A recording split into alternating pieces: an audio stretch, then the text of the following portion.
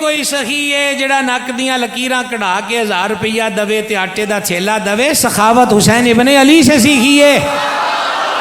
مدینہ شریف کا واقعہ ہے، حضور سید عرش مقام آستانہ شریف پر ہیں، سرکار نماز پڑھ رہے تھے، ایک گاؤں کا بندہ آیا، اسے ٹھک ٹھک کری اور اس نے آگے سے منگن دا بھی چج ہونا چاہیے، اسے دروازے پہ دستک دی اور دستک دے کر کہا ایسے دروازے پر آیا ہوں جہاں سے سوالی خالی نہیں جاتا اور ٹوٹی امید لے کر نہیں جاتا، فیض کرم سخا کے چشمے یہاں سے جاری ہوتے ہیں، یہی توقع، یہی امید اور یہی آس اور یہی آرزو مجھے اٹھا کر آپ کی چوکھٹ پر لے آئی۔ اچھا یہ بات بیچ میں کوئی نہیں ہے میں 10 روپیے دے دو، 20 روپیے دے دو، آٹا دے دو، کپڑے دے دو، یار منگن دا سٹائل نہیں دیکھیا تسی؟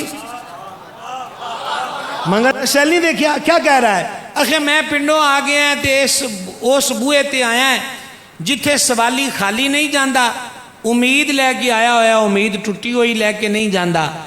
فیض تے عطا دے چشمے ہی جاری ہوندے نے، اگے کوئی نہیں آکھیا کہ پیسے دیو ساتھ، انہوں نے پتہ ہے کہ سخی نو پتہ ہے کہ میں کی آندہ پہ آئے۔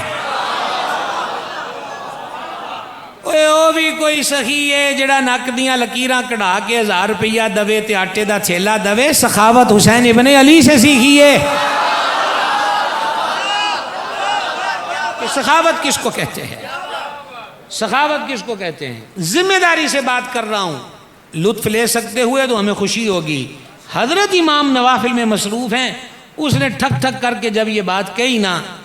سرکار امام نے جلدی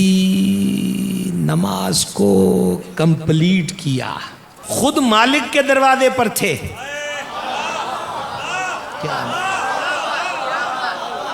خود مالک الملک کے دروازے پر تھے، لیکن یہ جملہ یاد رکھنا جو ابھی ابھی کہا ہے، خود مالک الملک کے دروازے پر تھے، تو پھر جلدی میں اس کے پاس کیوں گئے ہیں؟ یہ آپ کو اگلی تیسری لائن کے اندر اس کا جواب ملے گا۔ پہلے میں آپ سے پوچھوں گا کہ آپ کو وہ جملہ یاد ہے، خود مالک کے دروازے پر تھے۔ حضرت امام سلام پھیرتے ہی خود خرامہ خرامہ گورے گورے قدموں سے گلی میں گئے، خادم موجود ہے، غلام موجود ہے، پتہ کر کون آیا؟ نو، خود گئے۔ سامنے دیکھا ایک دیہاتی بوڑھا ہے،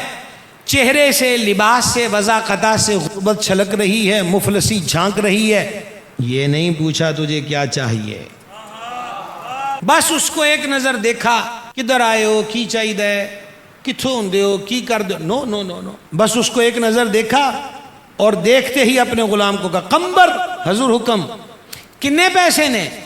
عرض کی حضور وہ سارے ون دیتے ہیں، توڑا حکم ہوں ہے تو 200 درم رکھیا ہے فیملی واسطے، فما 200 چک کے لیا، کردیاں دی خیر ہے گی، یہ بہتا لوڈ مان دے، چک لیا پیسے سارے 200 درم۔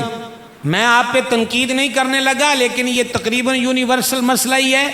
جمعے کی جولی سے ہی پاکستان کی کرنسی کا 200 نوٹ کا بیلنس ہمارے نزدیک کیا ہے وہ چیک کر کے دیکھ لینا، 50 کا نوٹ نکلے اور ساتھ 10 کا نکلے تو کئی مرتبہ اس کی آمد تک استخارہ رہتا ہے ہمارا،